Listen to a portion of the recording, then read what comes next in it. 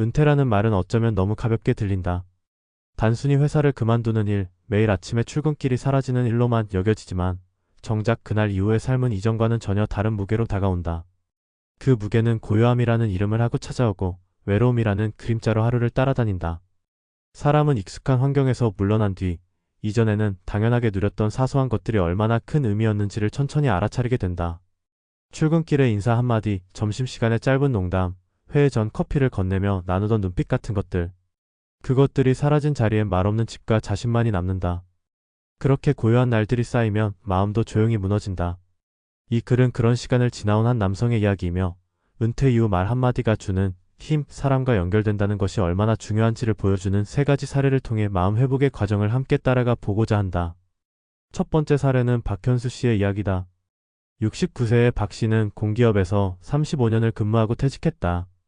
퇴직 직후엔 스스로 잘 적응하고 있다고 믿었다. 매일 산책을 다니고 책을 읽고 경제 뉴스를 챙기며 나름대로 규칙 있는 생활을 유지하려 노력했다. 하지만 어느 날부터인가 하루의 끝이 허무하다는 느낌이 들기 시작했다. 무언가 중요한 것이 빠져있다는 막연한 결핍. 그는 그것이 사람과의 말이라는 사실을 뒤늦게 깨달았다. 출근하던 시절 그는 매일 수십 명과 짧은 대화를 나눴다. 일이 많든 적든 피곤하든 아니든 누군가와 웃고 인사하고 농담하는 일이 일상이었다. 그런데 지금은 한마디 말도 없이 하루를 보내는 날이 태반이었다. 그가 처음 말을 나눈 상대는 동네 편의점의 젊은 직원이었다. 단순한 계산과 물건 구입, 그 짧은 순간 요즘 날씨 참 덥죠라는 말을 꺼내고 상대가 그러게요. 어제 에어컨 고장나서 죽는 줄 알았어요 라고 웃으며 답했을 때 박 씨는 집에 돌아오는 길에 문득 발걸음이 가벼워졌다는 걸 느꼈다. 그날 이후 그는 매일 동네 마트를 들렀고 일부러 말을 걸고 직원들의 이름을 외우고 관심을 보이며 자신의 작은 공동체를 조금씩 넓혀가기 시작했다. 그것이 그에게는 마음의 회복이었다. 외로움의 정체는 사람 자체의 부재가 아니라 말이 없다는 데 있었던 것이다. 두 번째 사례는 서정환 씨 부부의 이야기다. 퇴직 후 부부가 함께 보내는 시간이 많아진 것은 자연스러운 일이었지만 예상과는 달리 그 시간이 늘수록 대화는 줄어들었다.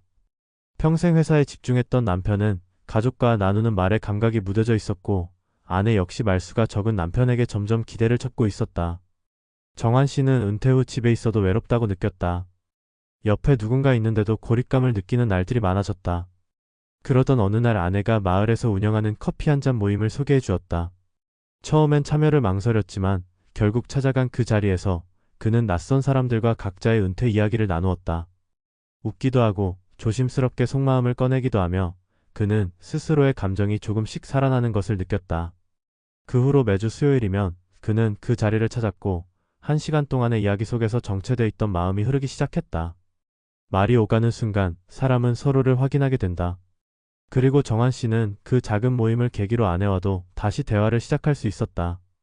함께 마신 커피, 들었던 이야기, 나눈 감정이 아내와의 대화 주제가 되었고 그들은 오랜만에 함께 있는 느낌을 되찾았다. 말은 단지 정보를 전달하는 수단이 아니었다. 그것은 정체된 마음을 움직이고 멀어진 사람 사이의 온기를 복원하는 열쇠였다. 세 번째 사례는 고독사 예방센터 자원봉사를 시작한 김태호 씨의 경험이다.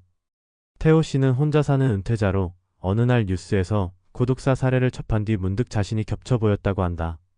친구들과의 연락은 끊긴 지 오래고 자녀들도 각자의 삶에 바빠 연락이 뜸해졌다. 그는 자신도 언젠가 그렇게 잊혀진 채 조용히 사라질 수 있겠다는 막연한 불안에 휩싸였다. 그날 이후 그는 스스로 작은 행동을 시작했다. 동사무소에서 고독사 예방 프로그램에 대해 문의했고 매주 정해진 날 독거노인 가정에 방문해 말벗이 되어주는 봉사활동을 시작했다. 처음엔 그저 의무감으로 다가갔지만 어느 날 한 할머니가 당신이 말해주는 것만 들어도 하루가 다르게 기분이 좋아진다고 웃으며 말했을 때 태호 씨는 오래 잊고 지낸 감정이 되살아나는 걸 느꼈다. 누군가에게 필요한 존재가 된다는 것은 존재 자체의 이유를 되찾는 일이다.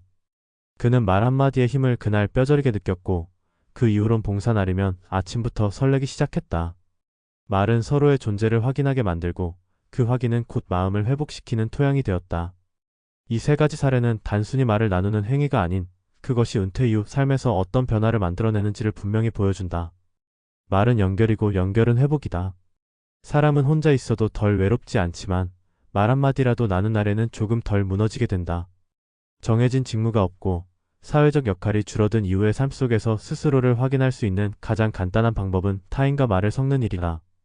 그 말 속에 공감이 담기고 그 공감이 외로움의 빈틈을 메운다. 그리고 그렇게 이어진 연결은 마음을 다시 숨쉬게 만든다.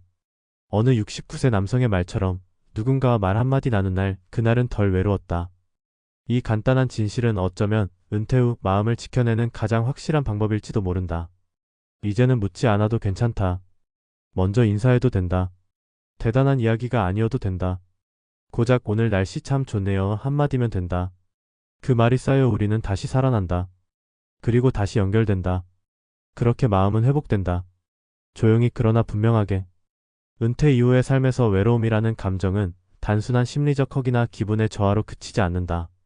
그것은 신체적 건강과 직결되고 삶의 의욕과 직결되며 심지어 생존율과도 관계가 있는 실질적인 문제다. 최근 고령화 사회에 진입한 우리 사회에서 은퇴 후 외로움은 더 이상 개인의 내면적인 이슈가 아니라 사회적 차원의 대응이 필요한 중대한 과제가 되었다. 외로움은 누구에게나 찾아올 수 있지만 은퇴자에게는 더욱 치명적인 형태로 다가온다. 그 이유는 단순히 직장이 사라졌기 때문이 아니라 그 직장이 제공했던 관계의 틀이 사라졌기 때문이다. 직장이라는 공간은 단순한 수입의 원천을 넘어서 하루의 리듬을 제공하고 타인과의 접점을 형성하며 자아의 일부를 유지시켜주는 역할을 해왔다. 그 안에서 나누던 대화, 때로는 형식적일지언정 사회적 존재로서의 자신을 확인하게 해주는 도구였다. 그런데 그 틀이 사라졌을 때 사람들은 갑자기 말을 나눌 사람이 없다는 현실에 직면한다. 그리고 이 침묵은 점차 정체된 감정과 심리적 고립으로 이어지며 삶의 활력을 잃게 만든다. 그렇다면 우리는 어떻게 이 침묵을 깨뜨리고 다시 말이 흐르게 만들 수 있을까?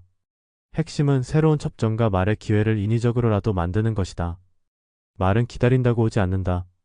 특히 나이가 들수록 말은 더욱 수동적이 된다.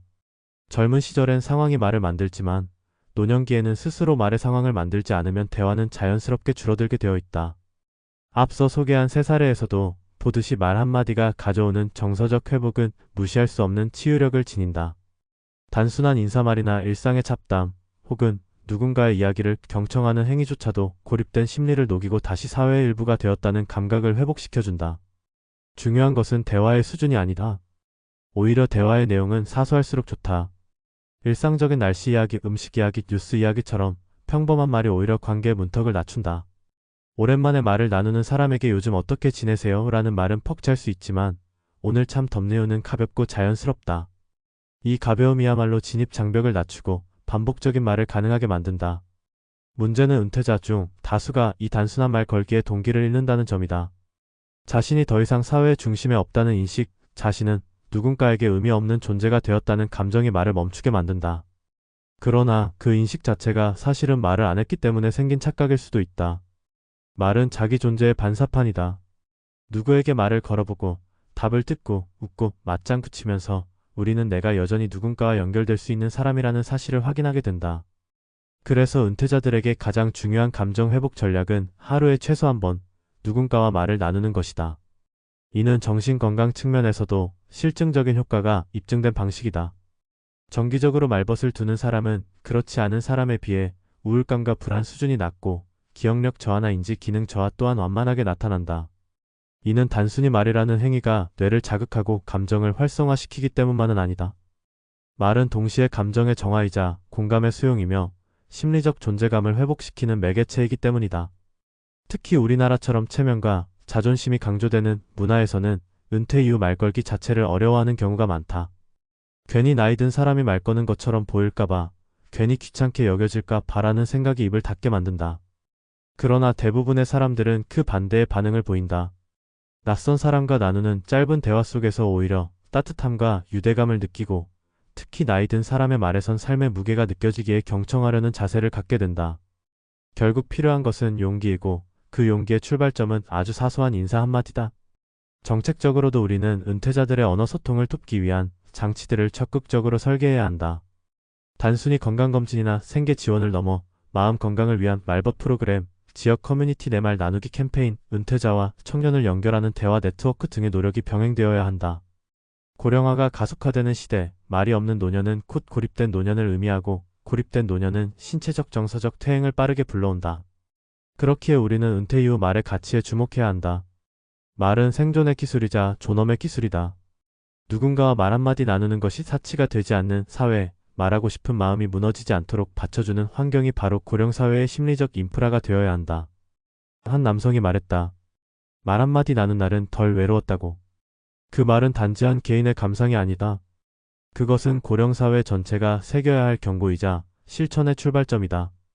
말은 가장 작은 사회적 행동이다. 그러나 그 자금 속에 생의 마지막까지 따뜻함을 지켜내는 모든 가능성이 담겨 있다. 오늘 당신은 누구와 말을 나눴는가? 그리고 내일은 누구에게 말을 걸어볼 수 있을까? 그 질문에 대한 실천이 당신의 마음을, 그리고 이 사회를 회복시켜 줄 것이다.